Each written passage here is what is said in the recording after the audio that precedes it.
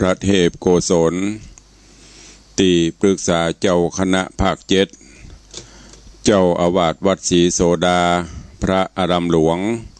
ตำบลสุเทพอำเภอเมืองจังหวัดเชียงใหม่พระเดชพระคุณหลวงป่อท่านเจ้าคุณพระเทพปริยัติเจ้าคณะจังหวัดเชียงใหม่เจ้าอาวาสวัดเจ็ดยอดพระอารามหลวงตำบลจ้างเผือกอำเภอเมืองจังหวัดเชียงใหม่พระมหาเถรานุเถระเจ้าคณะพระสังฆาธิการภิกขุสงฆ์สามเณรจุตนจุองค์โดยความเคารพขอเจริญสุขเจริญปอนปออกไม่ออกศรัทธานบุญพุทธศาสนิกชนทุกท่านขอน้อมต้อนรับทุกท่านเข้าสู่รายการมรดกธรรมกำเมืองต่างสถานีวิทยุกระจายเสียงพระพุทธศาสนาแห่งชาติและสังคมคลื่นเพื่อการศึกษาพระพุทธศาสนาและวัฒนธรรมส่งสัญญาณกระจายเสียงจากสถานีวิทยุวัดฝ่ายหินตำบลสุเทพอำเภอเมืองจังหวัดเชียงใหม่สถานีวิทยุวัดหนองกายตำบลสันปะยางอำเภอแม่แตงจังหวัดเชียงใหม่สถานีวิทยุท้องถิ่นจังหวัดเชียงใหม่คลื่นพระพุทธศาสนาและจริยธรรม96เมกะเฮิรตซ์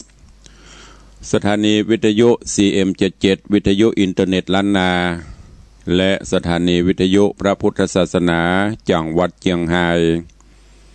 ตลอดจนวิทยุชุมชนเสียงตามสายหอกกระจายข่าวตามวัดวาอารามตามหมู่บ้านต่างๆที่ได้ร่วมกันลิงก์สัญญาณเผยแพร่เสียงธรรมสู่ญาติโยมศรัทธาสาธุชน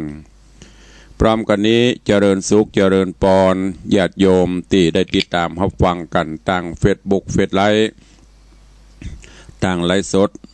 เพราะว่าจะเป็นของเฟซบุ๊กของทาง104ธรรมะใครเครียดก็ดีหรือว่าคลื่นเพื่อการศึกษาพระพุทธศาสนาและวัฒนธรรมก็ดีเฟซบุ๊กของวัดวังสิงห์คำเฟซบุ๊กของวัดร่องยาวก็ดีหลายๆเฟซบุ๊กที่ได้ร่วมกันลิงก์สัญญาณสู่ญาติธรรมในกลุ่มเพื่อนๆได้สดับรับฟังกันก็รายการนี้ดำเนินโดยอาตมภาพพระครูวิสิทธิ์ศรีลาภรณ์เจ้าคณะตำบลป่าแดดเจ้าอาวาสวัดวังสิงห์คำตำบลป่าแดดอำเภอเมืองจังหวัดเชียงใหม่เป็นผู้ดำเนินรายการก็ได้นำเอาเสียงธรรมะมาปบมาปะกับสาธุชนญาติโยมทั้งหลาย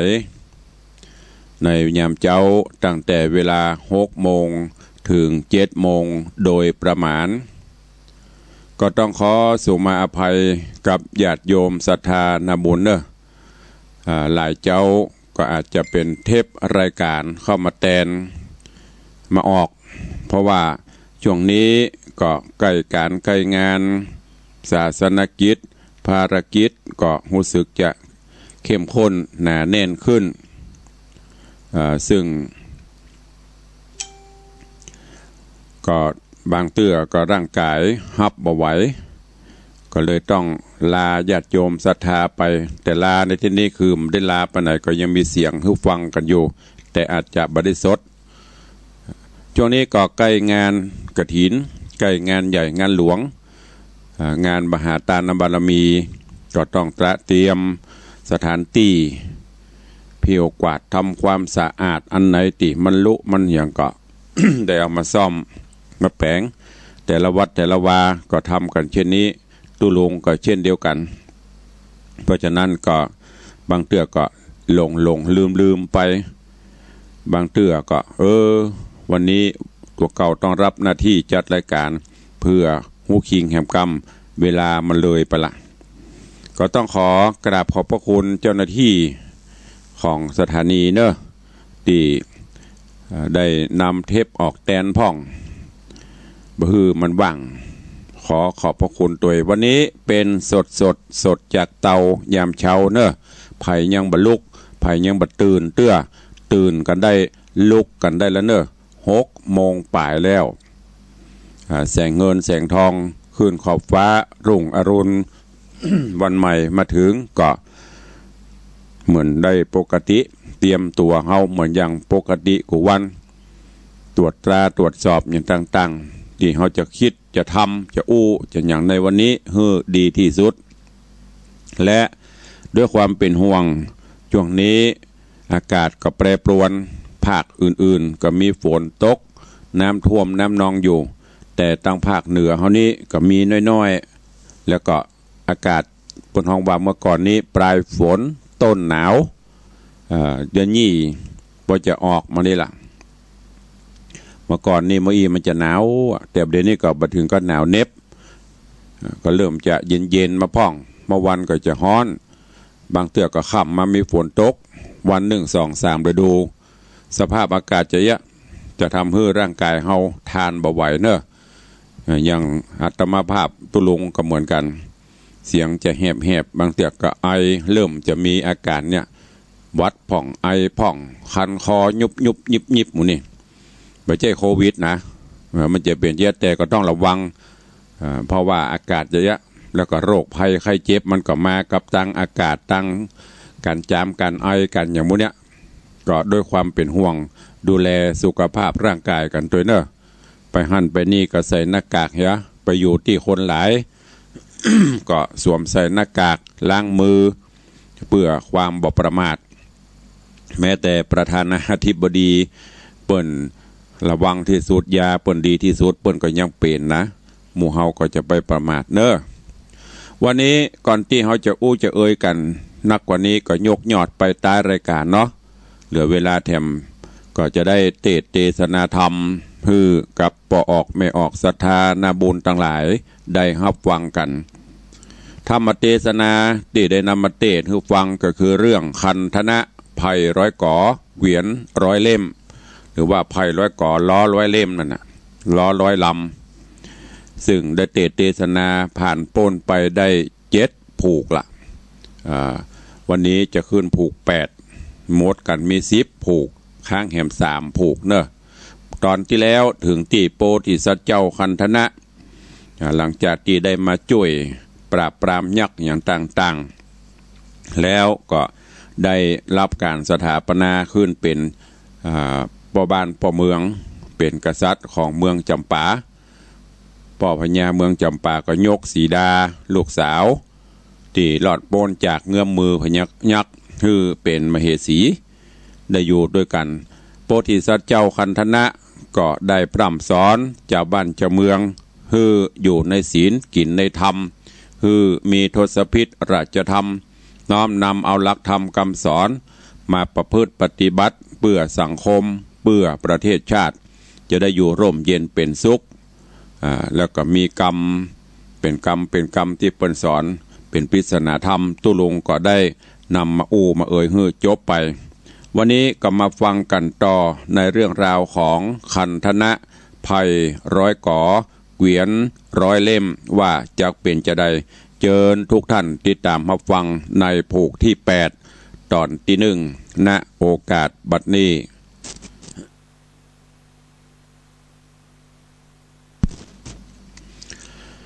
นะโมตัสสะภะคะวะโตอะระหะโตสัมมาสัมพุทธัสสะตา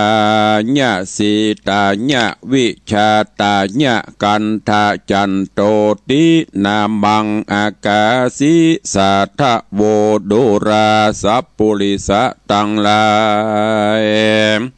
ตั้งยิ่งใจน้อยใจอันมักไฟตั้งบุญเตียงจักนุนส่งยูฮือได้อยู่เจยบานจริงละการต่างสันนิบาตฟังธรรม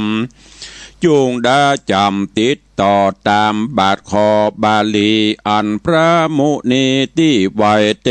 ศนาไว้เดิมมาว่าตาญะสีตาญะวิชาตาญะดังนี้เป็นต้นไปเมื่อนางหนอไทยสีดาพาโสดบุตรตาลูกเตา แล้วใส่ชื่อเจ้าว่ากันทะจันว่าอันทัดแต่นั้นไปบ่เหมือนนั้นพระผู้บานยศใหญ่ก็มีใจไขว้จอดถึงเจ้ายอดปิตาจริงมีว่าจะบอกเราอำมาตย์เก้าเสนาไปบอกประชาจุผู้อันมีอยู่ปาราและอาราธนาป้อเต้าพร้อมนางนอดเนาเดวีกันพร้อมดีกันแล้วพระตนแก้วบุญมีก็เอาน้ำต้นกันทีโหดหล่อเต้าตนป้อพญาเจ้าและนางนอดเนาเดวีจอมสลีปิ่นเก่าแล้วคนเฒ่าก็เป็นหนุ่มเนื้อนางจุ่มบานใสพระที่ไวยพุทธา ก็อุสาพิเศษอดิเรกจอมขวัญยกเมืองปันป้อพญาดังเก่าแล้วมีวาจาบอกเล่าแก่นางนอนเนาสีดาว่าปีขอลาน้องลาไปเสาะหาป้อไทยปิตากันมีวาจาสั่งแล้วนางนอแก้วสีดา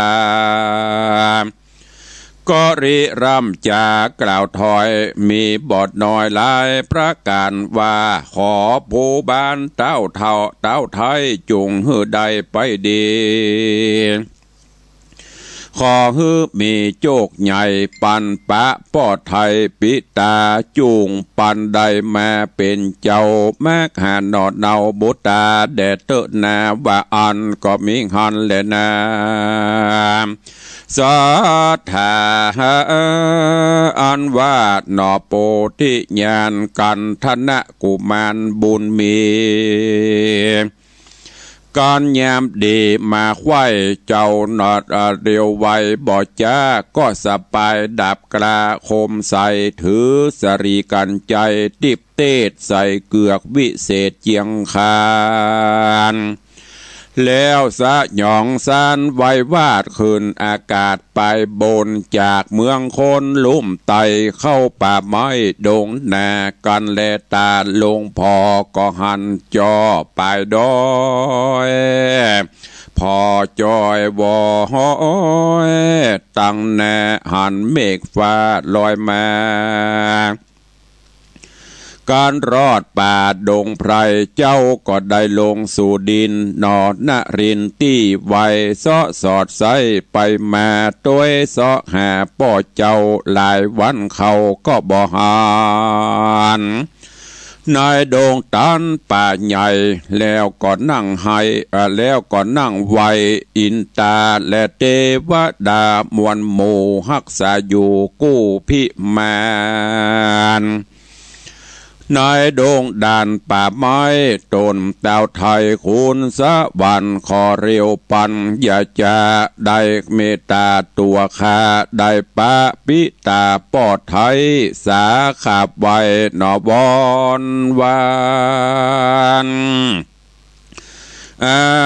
ธิษฐานจะใจขอให้ได้หันแน่พระปิตาป้อเจ้าก็มีหันแลนะตัสสะคุณะเตเจนะโดยเตจะนาบุญล่วงแล้วเจ้าหนอแก้วพุทธาได้กระทำมาแต่ก่อนก็มาไล่ตอนวางตามอันว่าหินปันทุกรรมพละศีละอาจแห่งเต้าราชอินตาอันว่าแต่ก่อนมานอนย่อม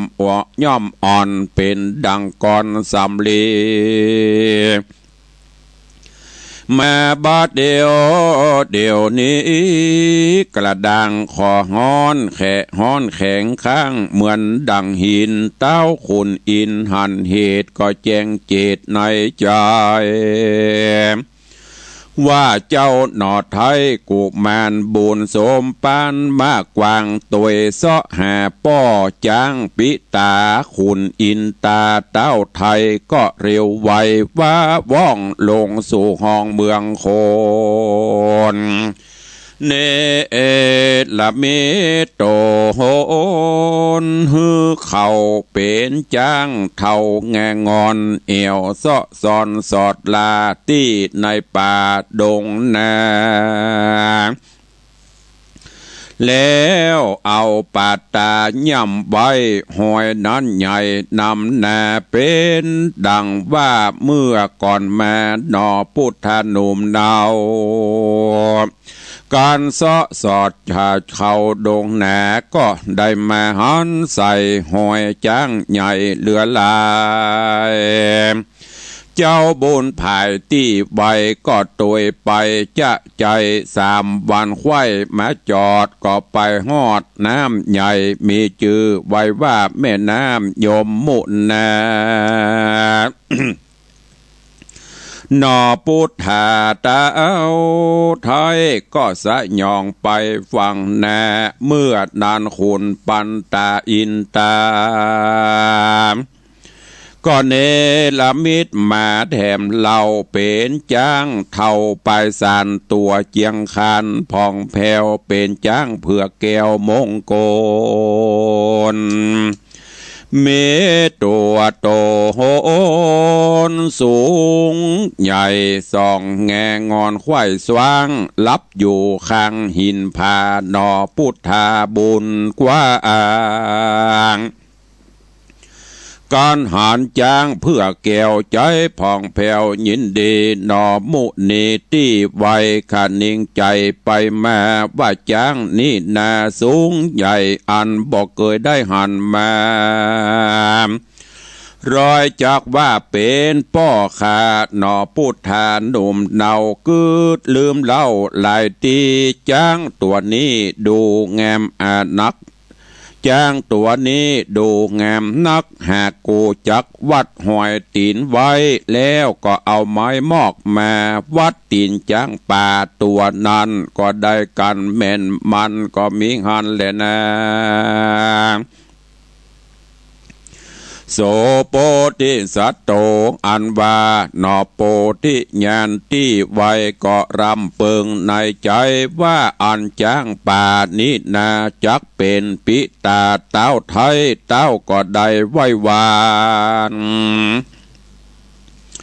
อธิษฐานไปว่าการเป็นป้อขาเต้ใส่ขอดอกไม้ตั้งหลา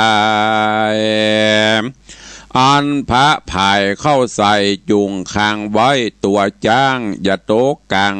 อย่าตกล่างลงมาหนอพุทธาบุญหลายก็พระภายเข้าตอกพร้อมตั้งดอกปูจามีค้างคำกาตัวจ้างบ่ตกล่างลงดินมา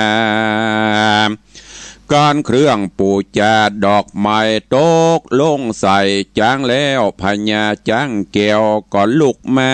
แล้วมีว่าจะถามว่าดูราใจรามหนุ่มน่าเอาน้ำแห่งเจ้าชื่อสั่งจ้าดูหน้าตางามอาจพันนพิลาศเหลือคนเจ้าลุกหนเตะตองอยู่แห่งห้องเมืองใดปล่อยมาได้เจียนจาว่าเฮาเป็นปิตาอันจาหนอพุทธาหนุ่มเนาก็ตานเล่าใครจะว่าดูราป้อพญาจ้างตัวเอกอังงอนข้าอยู่นกรศรีสะเกษอยู่ประเทศแดนไกลข้าหมายใจมาเสาะหาป้อปิตาตีว่าไอ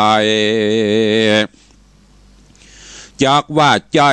สันใดขอได้ไข่กล่าวอูเฮือได้หูตามมีเดดเตอว่าอันเมื่อนั้นพญาจ้างป่าก็มีวาจา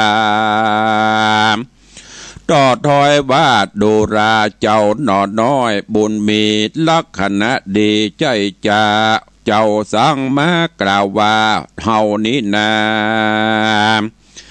เป็นปิตาเฮาเป็นสัตว์แน่มีโขนเจ้าเป็นคนมนุษย์สาและนาส่วนมหา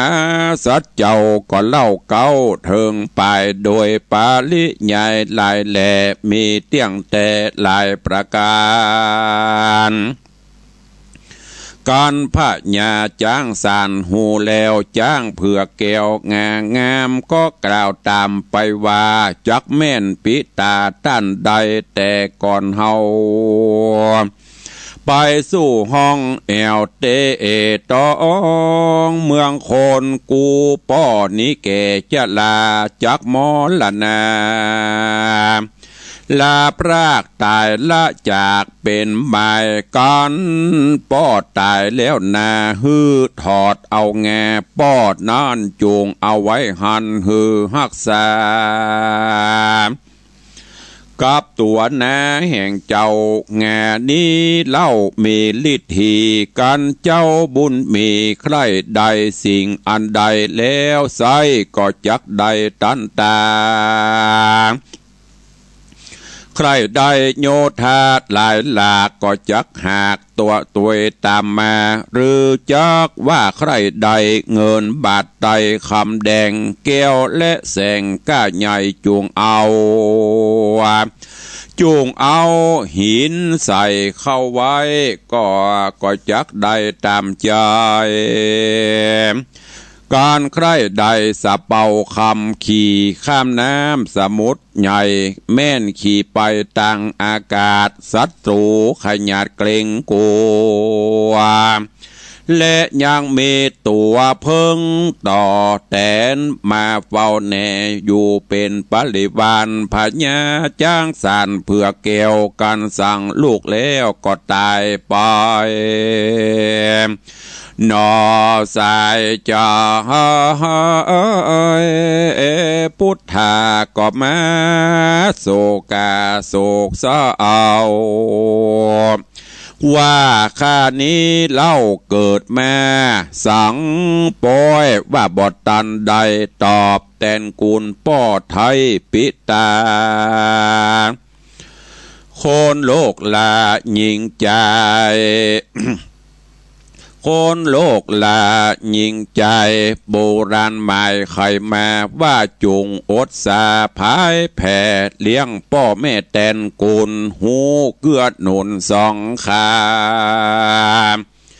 จุงอดสาพอเฝ้ากันสองเท่าเมื่อยไข่จุงเข้าไกลยาวแย่ตั้งวัดหาพาใหม่มันน้อมไว้ปูจากันสองขาลาพรากตายละจากสันดานจุงฮือตานไปหาย่างสองขาพ่อแม่จักจำเริญแก่ตัวตนเป็นมงคลลำเลิศจักบังเกิดสวัสดีในจาตินี้จาตินาบอดยาจาเลนาเมื่อนันดอพุทธาก็ถอดเอาแงนั้นไว้กันว่าใดดังใจก็ขี่ไปปลายบนไปลวงหนอากาศกว้างจากตาต่างโด่งนาฮอดปาลาเมืองใหญ่มีชื่อไว้ว่าตะกะศิลาเมืองนี้นาฮกว้างใหญ่ตนเต่าไทยปุรีมีฤทธิองค์อาจจบฉลาดนาจุมประจาไพรไตสุขบานควายเจยบานและนาอัฐะในกาลานอนใส่ตนเต้าไทยตะกะศิลาได้ออกมาจากภาษาตนเต้าราชห่อใจเงินพอไปหันใส่เจ้าขี่แงไปกูเจ้าขี่แงไปกู้นั่นข้ามเขตคันพังกาดาวก็โกธามากนักก็ห้องตักไปว่าดูไปหาว่าดูราเป็นไผมันอย่างใดองค์อาจมันประมาทตนกู ปอยมาจูเอาง่ายมึงจักตายคอขาดแล้วเรียกเสนาอามาตย์เตรียมใจว่ากว่าจุงเลี้ยวไวอย่าจ้าไปลาบซาฟันแตงไอ้จอมแป้งถอยไรกันภายจับยับใดฮือเอาแม่อันเสนามวลหมู่ที่มีอยู่ปลายน้อยก็ตีกองใจเปล่าห้องดังตัวต้องปาราจุมโยธาอาจกลาก็ถือพระและดาบพร้อมปืนกับศิลาหอกโคมจาดหน้าไม้ออกมาไขว้สับปันเขาพร้อมกันมวลหมู่กันได้หูขี่ยาก็ปาราหาดเห่าโหห้องเศร้าเนืองนอนว่าจากไปฝันต่อตาก็สะยองขึ้นฟ้าไปบนเวทบังบนขังไว้บ่ฮือได้ออกไปล้อมเจ้าไว้บนอากาศกันธนราชปุถาหันข้าศึกมาเวทล้อมแห่เห็นออมไตจะเห็นให้ออมตนใจมีมากลายเหลือแหลดนับบ่เป้สั่งขญาเจ้าก็มายุดหยาดในอากาศเวหานอพุทธานึกได้เถิงกุลป้อไทยปิตากุลมันดาแม่เจ้าแล้วอธิษฐานเราขาบไว้กรรมโบราณได้เพื่อแผ่บากุลป้อกุลแม่มิลายแผ่นดินไม้เป็นขนาดเตาอากาศกว้างเวหาจูงได้มาช่วยกำเฮอล่วงล้ำภัยมันเดเตอว่าอันก็มีหันเล่นนาเมื่อนั้นพญาตกศิลาก็ได้จากกรรมไปว่ากันใจคนนี้ออกไปที่ผู้ใดอาจยาใหญ่มีไวจากโตกใส่หัวมันจุงเร็วปันอย่าจ้าเขาพร้อมแน่กันลายปากันพระพายหอกดาบเลื่อมมาคมใสลีปนลายใจหน่อยใจบ่ถอยอาธรรมบ่กลัวกรรมมืดเศร้าแล้วก็ล้อมเข้าพร้อมกันจากมัดวันหือใดเอาหนอดไทยองค์ใจไปทวายป้อพญาตกศิลาว่าอันก็มิงหันเล่นนานิติตังขีญาสังวันนาวิเศษจาห้องเหตุธรรมเทศนาคันธนะภัยร้อยกอเกวียนร้อยเล่มผูก8 ตอน1ก็บังโกมสมเรศสเดชก็วันนี้ได้เทศนาฮือปออกไม่ออกศรัทธานบุญได้สดับหับฟังกันในเรื่องของคันธนะภัยร้อยกอเกวียนร้อยเล่มผ่านไปแห่ง1 ตอนขึ้นสู่ยังผูกทวนที่8แล้วเนอะผูกที่8ตอนที่1จบไปวันต่อไปก่อยฟังผูกตอนที่2แล้วก็ขึ้นผูก9ผูก10ในตอนนี้มาถึงตีเจ้าคันธนะหลังจากตีได้อยู่ครองบ้านครองเมืองจำปาปอควรแก่กาลเวลาก็ได้มาน้อมคิดถึงจิตของจิตอันที่จะเสาะหาป่อตั้งแต่ไทยแต่เดิมมาวัตถุประสงค์ที่ออกบ้านออกจองมาลาแม่มาเพื่อจะไปเสาะหาป่อแล้วก็มาถึงตอนนี้เฮาจะมาจุกมาจอดเป็นเจ้าบ้านเจ้าเมืองที่นี่ยังบ่ได้เตื้อเพราะยังบ่ปบบ่ปะป่อเตื้อกึดได้จะอีก็เลยสั่งพร่ำอำลาป่อพญาแม่พญาเมืองจำปา บอกความต่างๆให้กับสีดาเมียฮักว่าปีจะต้องไปเสาะหาป่อเมื่อจะตึงป่อพญาแม่พญาเมืองจำปาก็บคัดศรัทธาตลอดจนสีดาก็หันตัวคันธนะโพธิสัตว์เจ้าก็เลยเอาน้ำต้นวิเศษมาฮดมาหล่อให้ป่อพญาแม่พญานี่พอฮดหล่อไปป่อพญาแม่พญาก็กลายสภาพจากผู้สูงวัยหรือสวนะคนเฒ่ากลับกลายมาเป็นหนุ่มสีหน้าจุ่มมีวันมีพละกำลังเป็นหนุ่มมาแหมจากนั้นโพธิสัตว์เจ้าก็เลยคืนบ้านคืนเมืองฮื้อแล้วก็ขอฮื้อเปิ้นได้ปกครองบ้านปกครองเมืองจากนั้นก็ล่ำราสีดาเมียฮักว่าถ้าประสบความสำเร็จปบปะป่อแล้วปีก็จะปิกมาหาเนอจากนั้นก็ได้สปายดาบพร้อมกับของทิพย์ของวิเศษประจำกายประจำตัวไปตามถนนหนทางตามตาต่างลัดเลาะป่าไม้ไผ่สนไปคำไหนก็นอนหั่นเอานกหนูสิงสารสัตว์เป็นเปื้อนเก็บกินผลละหมากหลากไม้ในป่าเขาลำเนาไผ่ไปด้วยความสุขบานหวานใจด้วย พอจะเรื่องราวต่างๆที่โพธิสัตว์เจ้าผู้มีบุญได้รับความทุกข์องค์อมรินทร์พระอินทร์เจ้าฟ้า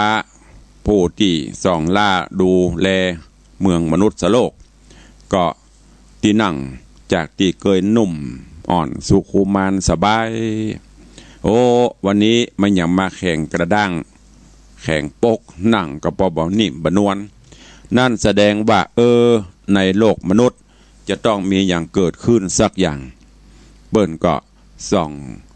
พอเล็งก้อยโดยยานทิพย์ของเปิ้นว่ามีอย่างเกิดขึ้นก็โหได้ว่าบัดนี้ตนบุญผู้วิเศษที่จะมาเป็นโพธิสัตว์เจ้าเป็นพระพุทธเจ้าอย่างตั้งหน้าเปิ้นกำลังสร้างบารมีธรรมก็ได้หูว่าคันธนะหรือว่าโพธิสัตว์เจ้ากำลังเสาะหาป่อพอหูอย่าง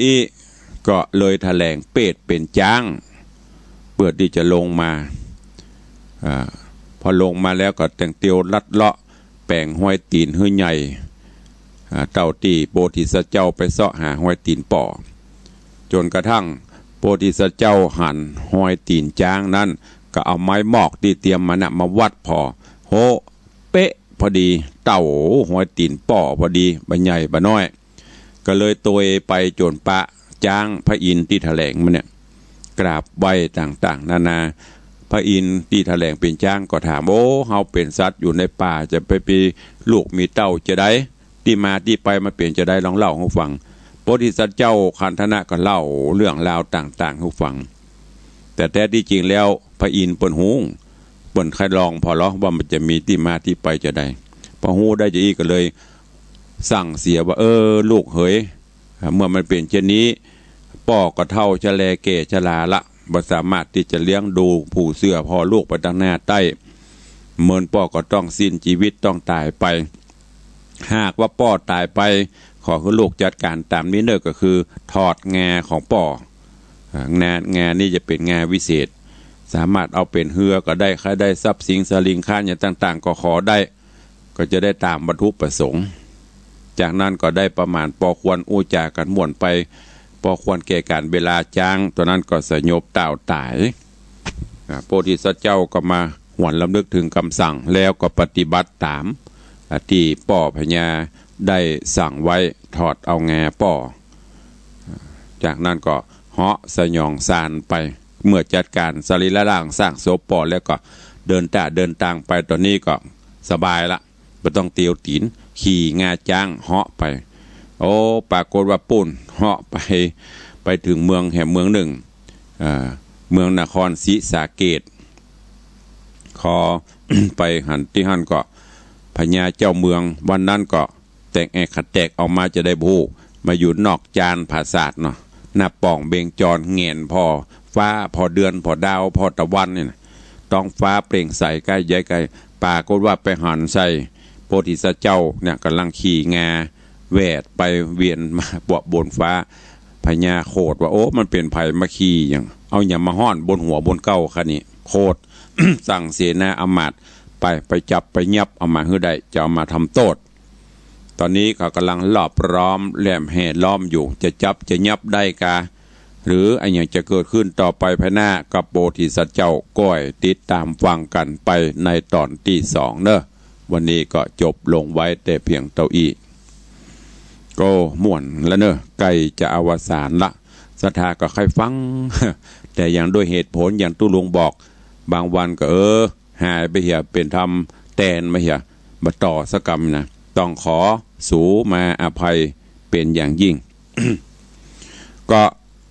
ฟังพระธรรมเทศนาจบไปเวลาก็ไปเรื่อยๆเรื่อยๆเรื่อยๆไม่ได้หยุดรอก็เดี๋ยวก็จะหมดไปละก็เข้าสู่โหมดท้ายรายการ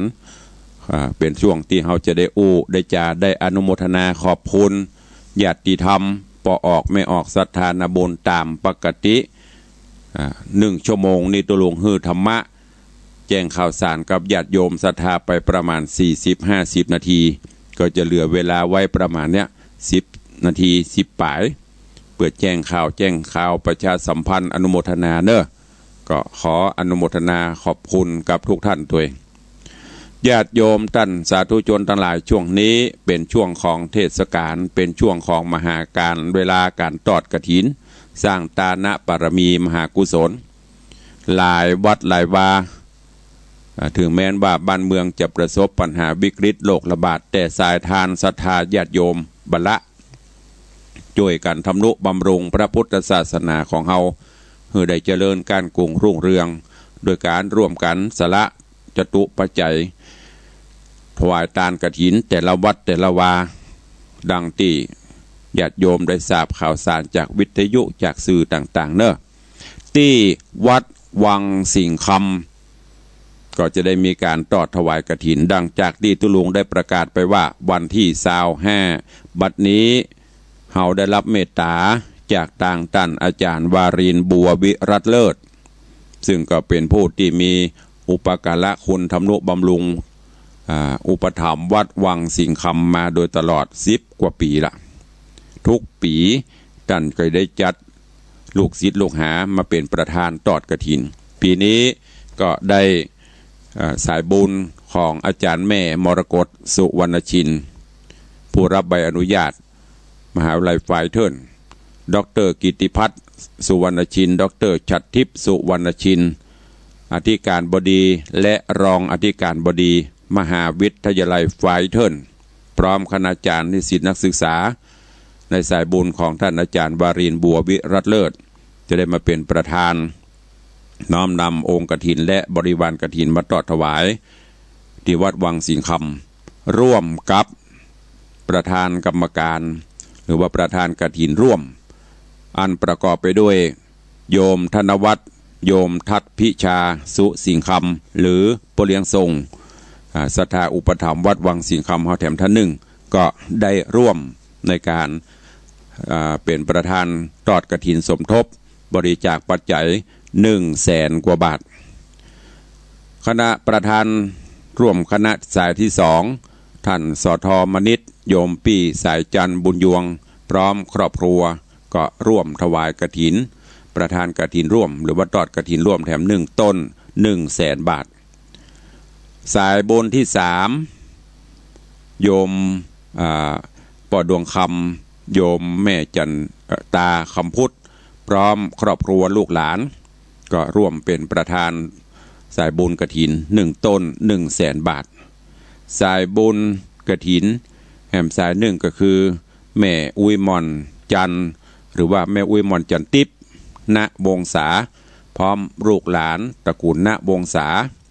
ก็ร่วมเป็นเจ้าภาพประธานร่วมแห่มสายบุญแถมต้น1แถม100,000 บาท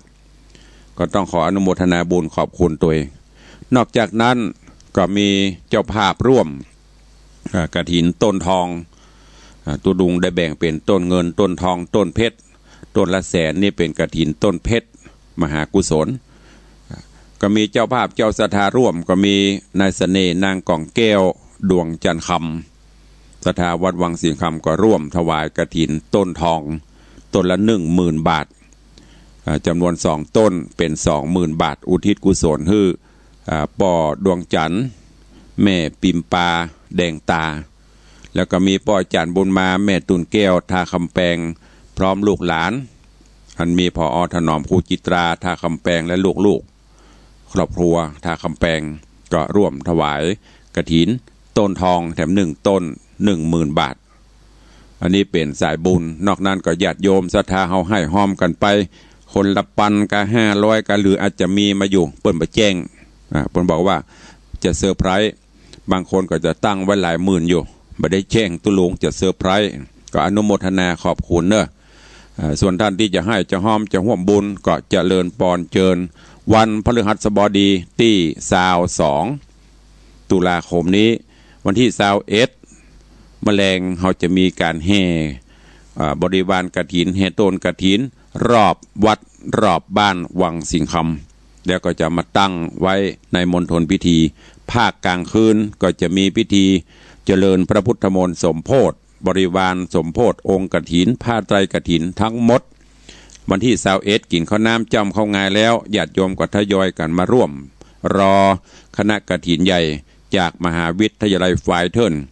ถึงจะได้ไปแห่ฮับแล้วก็มาพร้อมเวลาประมาณบ่ายโมงก็จะได้ตอดถวายผ้ากฐินทานมหากุศลเนอะขอแจ้งให้ทุกท่านได้ร่วมโมทนาบุญ ขอขอบคุณเจ้าภาพเจ้าศรัทธาที่ได้มาร่วมท่านมีโยมป่อเท่าพงษ์ขอขอบคุณกับโยมพลตรีบุญชัยโยมแสงสาลุงอเด็กชายแสงเมืองเนอะได้มาร่วมโมทนาบุญตัวเองแล้วก็มีพ่อเท่าพงษ์แม่เท่าบัวเงินบุญชัยก็มาร่วมโมทนาบุญตัวเองพี่ไอจันต้าโยมพิยงและครอบครัวขอบคุณอนุโมทนาบุญกับโยมน้องโยมปานโยมเด็กชายสมศักดิ์ มาร่วมตัวเองนอกจากนั้นก็ขอบคุณกับโยมปี่วันเพ็ญชัยคำล่าอันนี้แม่ร่วมเป็นเจ้าภาพปิดทองพระพุทธรูปก็อนุโมทนาบุญกับคุณโยมชัยชนะคุณโยมพนคุณโยมดาราทิพย์คุณโยมพิชยาคุณโยมดารินคุณโยมเกตชยาคุณโยมชัยทวัฒน์ทาลากรสันติคุณโยมรองศาสตราจารย์ตายแพทย์ปีชาคุณโยมพินชนกวานิชเศรษฐกุล คุณโยมมัญชลีสลายทองคุณโยมธัญดาตีศรีแม่อุ้ยจันแม่อุ้ยจันทรขอบคุณอนุโมทนาบุญกับโยมทีระบุตรมากเมืองเนอะหรือพี่ไอเบลก็ร่วมสมทบมาแหมจากที่ไอเบลก็ห้อมหลายเตื่อก็ขออนุโมทนาบุญตัวยอบขอบคุณอนุโมทนาบุญกับโยมไม้โยมละอนุโมทนาเมจันดีวิสุทธินันหอมตึงกฐินหอมตึงกันทำหอมตึงปิดทองเนอะหลายรายการตัวขอบคุณตัวเนอะขอบคุณพ่อบุญปานแม่รัตนาสั่งพ่อบุญธรรมพ่อบุญธรรมแม่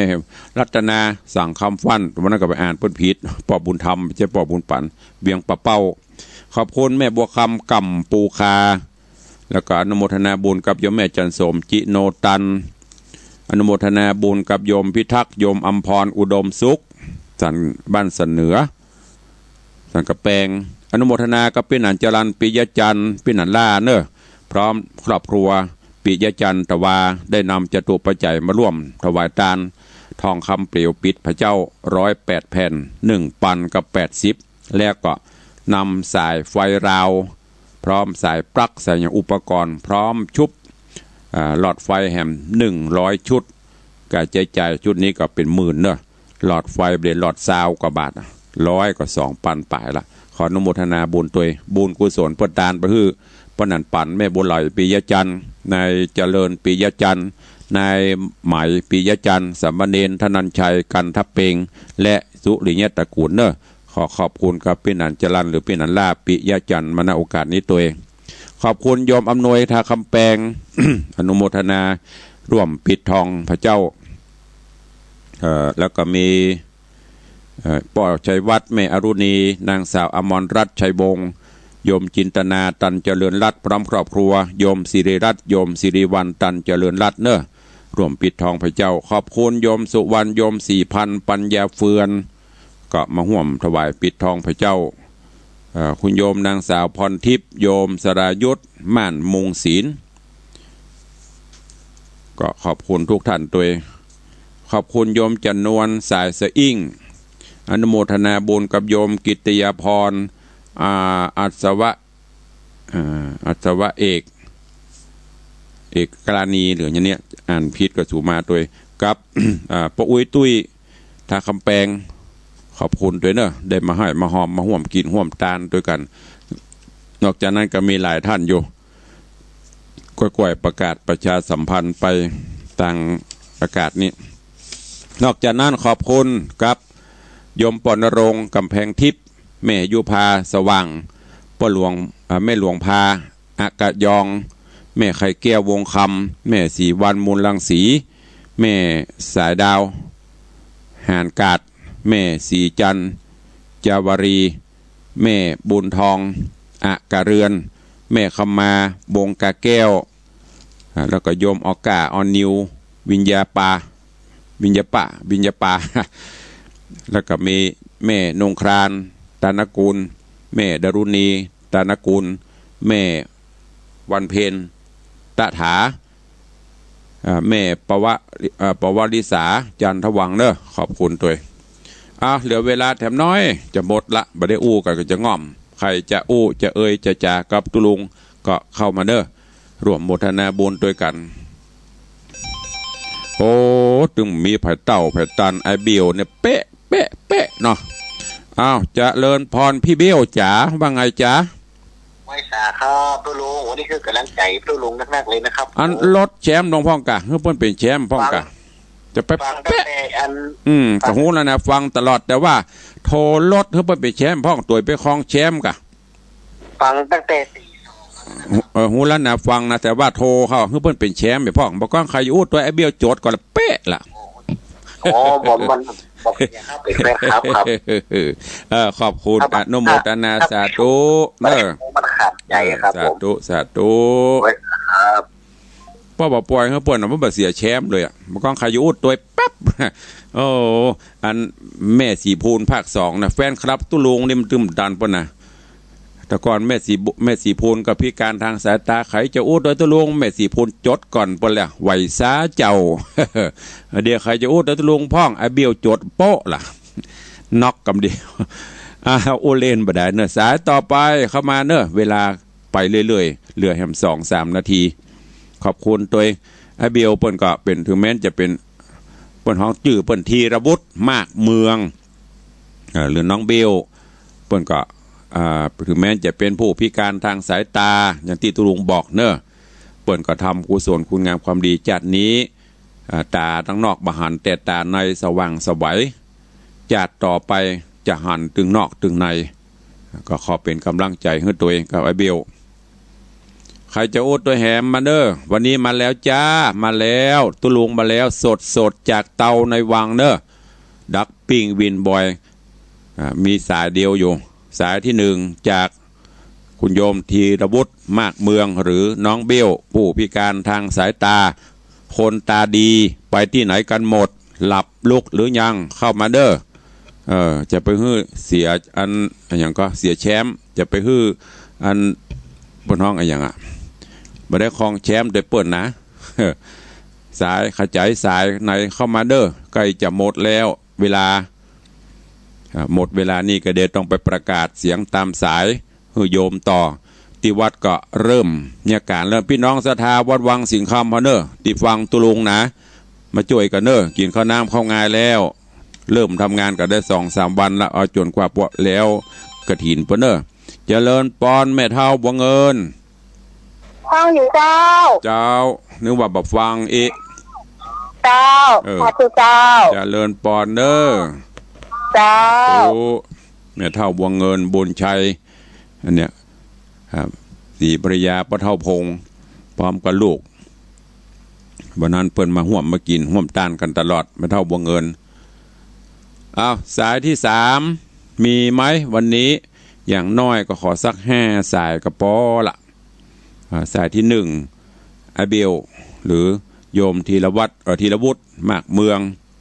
สายที่2โยมแม่เท่าบัวเงินสายที่3สิงห์ใต้เด็กหญิงปราณีพยัคฆ์ไคหพลว่าจะได้ฟังอยู่เจ้าสาธุอนุโมทนากำลังใจเจ้าตัวเจ้านึกว่าจะมาเพิ่มเดิมพันอีวันงานจะไปเจ้าก็นะนึกว่าจะเพิ่มเดิมพันมาเป็นต้นทองอีเดี๋ยวต้นเพชรไปได้หลายต้นแล้วต้นทองก็ได้3ต้นนึกว่าเพิ่มเดิมพันอีต้นเงินมีกับเจ้าต้นเงินกับมิงต้นเงินต้นละแสน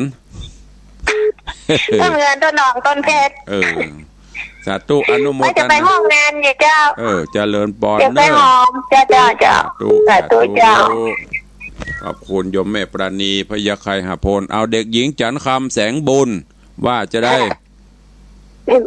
บุญจะโอนไปแล้วเนี่ยเจ้าถ้าโอนมาแล้วก็แจ้งยังไม่ได้โอนเดี๋ยวไปบอกเตื้อเอาก็บอกก่อนไม่ต้องบอกต้องจับไว้ก่อนค่อยโอนค่อยบอกมันไม่ได้จับเตี้ยจ่านี่มันมีบ้านไปอยู่บุญจะหลังสาธุขอบคุณนะอุ้ยเนอะเจ้าเลินปอนแซวเล่นแม่อุ้ยหมอนยามเจ้าเขียวคนเท่ามาเจ้าม่วนดีมีแฮมกออีกสัก1สาย6:58 ใครจะมาห่วมกินห่วมตานกับตุลุงพ่องกับมาเด้อวันพัดที่22แล้วก็จะไปลืมวันที่17เนอะวันที่17ที่วัดฝายหินวันที่17วัดฝายหินและที่วัดหนองกายวันเดียวกันทอดกฐินสามัคคีที่วัดหนองกายที่วัดฝายหินเนี่ยไม่ขายรักเขาถึง2ตีไปละไปลืมเนอะไปห่วมกินห่วมตานบำรุงสถานีวิทยุตัวเองเด็กหญิงเหรียญทองว่าไงฟังอยู่ในเจ้าสุดท้ายสายป่านเนาะของตุลุงตัวมีไหมอะ10สาย8สาย9สายแฟนคลับตุลุงมันนักระเบิดเท่าแล้วหรอหายไปเปิ้นบ่ฟังเปิ้นว่าโทรบ่ได้นี่แหละคือบัดโทรมานี่แหละคือสาเหตุที่หายบ่อยถ้าโลนี่อย่างน้อยมันดึงก็ดึงหาเปิ้นโทรอันถ้ามันดักปิ้งเนี่ยหายไปเนอะมันหายดิกเริ่มหายไปแหมน้อยจะลดวันลงแหมจากใหม่เป็นบอกว่าใครที่หน้าใหม่ๆโทรหรอมันจะมามีมันนึงเก่าๆใหม่ๆสาธุอนุโมทนาเจ้ากำลังรอเป็นบาทเจ้าสาธุเจ้ายมแม่ครูเหรียญทองจันทีปฏิบัติหน้าที่พุทธศาสนิกชนรอใส่บาตรอยู่เอาแล้วเนาะเวลาหมดเวลาขอนำรายการจากไปก่อนบัดต้องตะเล่ละอันตะกี้ยังบัดตะเล่ปนบุตรจันเมือนหมดเวลาแล้วบัดต้องตะเล่จะไปแล้วบะฮาบละมันถึงมีมอยะ9สาย10สายกระปอละจะไปละหมดเวลาอุดแต่พ่องเล่นพ่องสู่มาอภัยเนอะวันนี้ก็ขอทุกท่านมีความสุขกายสุขใจทำภารกิจการงานใดๆก็ขอให้สำเร็จผลทุกท่านทุกคนขอจะ